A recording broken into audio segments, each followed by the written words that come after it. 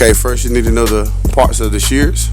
You got your moving point, you got your steel point, you got your cutting edge, you got your moving blade, you got your steel blade, you have your pivot, you have your shank, you have your finger brace, you have your tang, and then last but least is your thumb brace. Now we will go into the palming, shears, and combing technique. You need to identify your cutting hand.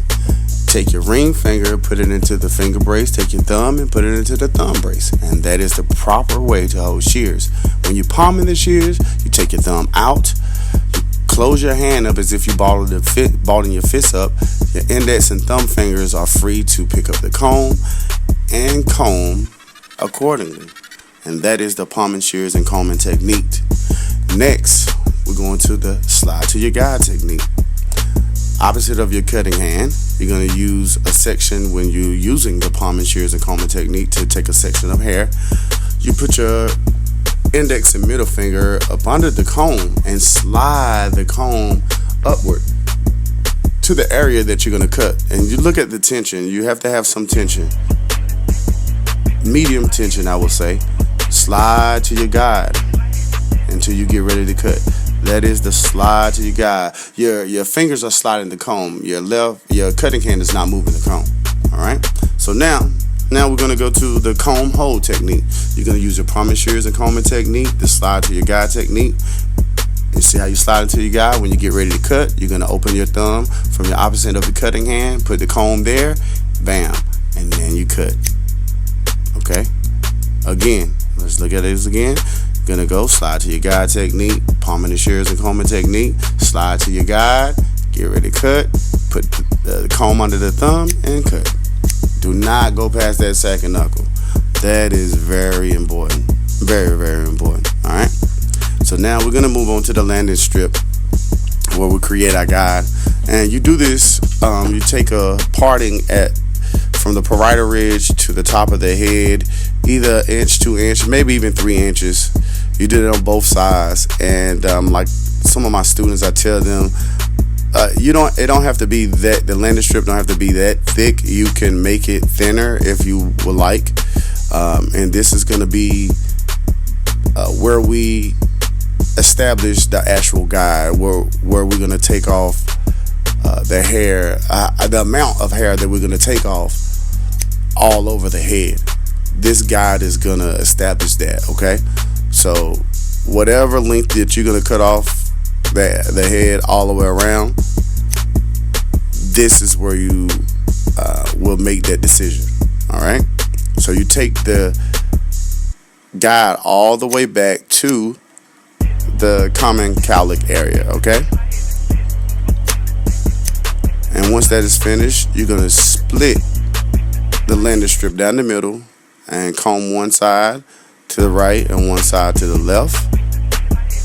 And that way that you always have your guide at the top of the head, because now we're getting ready to go into the landscaping, and we're going to be cutting vertically, okay? So with the landscaping, you're going to start at the front on the left hand side of the part. You can use 2 fingers or 3 fingers. I would suggest to use 2 because it's a smaller section. You make a parting down beside your 2 fingers and comb that hair to the back, okay? And now you see that you have a section that's the only section you're working with. And so you start and you comb the hair up straight from the head, and you're gonna see your guide at the top, and then you cut, okay?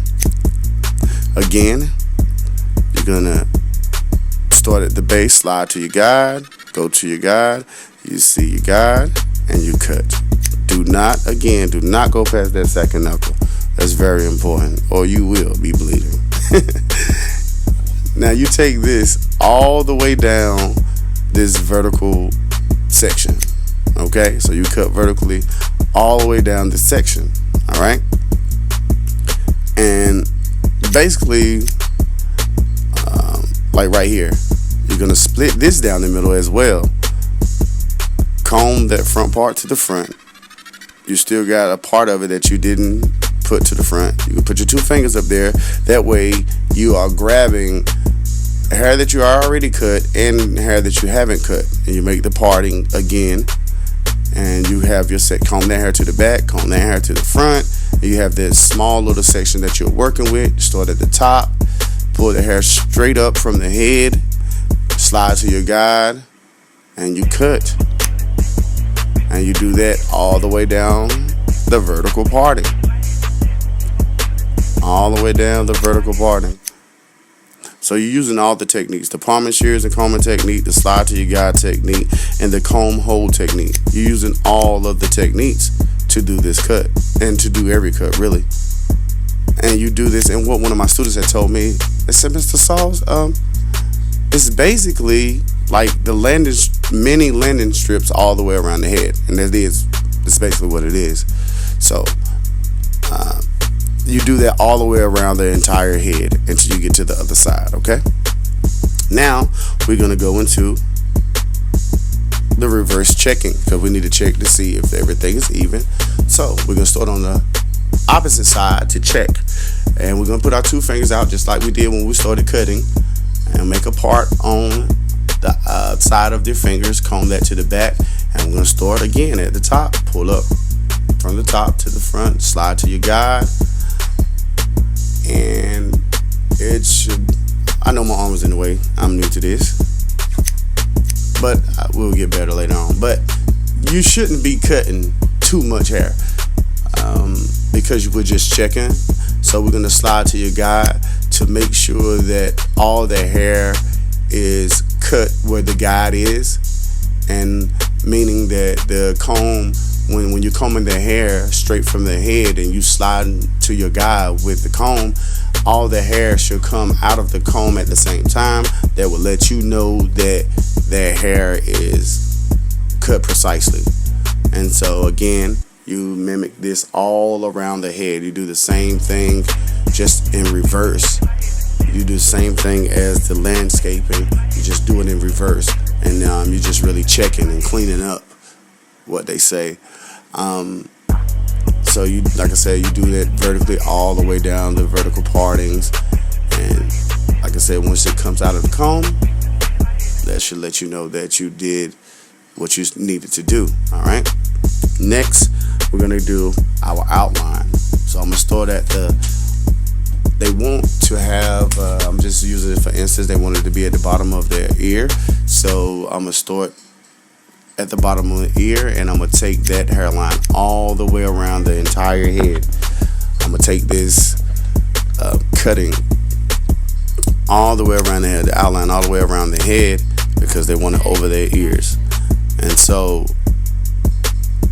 the cut is basically done. Now we're just cleaning up, well, not cleaning up, I'm sorry, we're doing the outline all the way around the head, but we may need to go back with the edges to clean up a little bit to make it really, really clean. So right here, I just sped it up a little bit, well, not a little bit, I sped it up a lot, just so I can let you know you go all the way around the head to do the outline. And you also have to check in the front to make sure it's even, comb the hair, move the hair, make sure everything is even, clean up where you need to, and the cut is basically done. You see the layers in the cut. The cut is basically done, and it looks really good to me. But you can part it, it's a balanced cut, so you can part it on either side. You can part it on the right side, and it's looking good like that. It's looking good like that. You know, she looks good. She looks good. And it looks really, really good. You could, like I said, you can part it on either side, because this is a balanced haircut, and it's very easy to do. You can also part it on the right side, you know, and it's still gonna be even. Looks good. Still looks good. It's still gonna be even. You can also part it in the middle. So this means it doesn't matter wherever the client part their hair. You can part their hair and it's still going to be even. And that is my balance all over shear cut.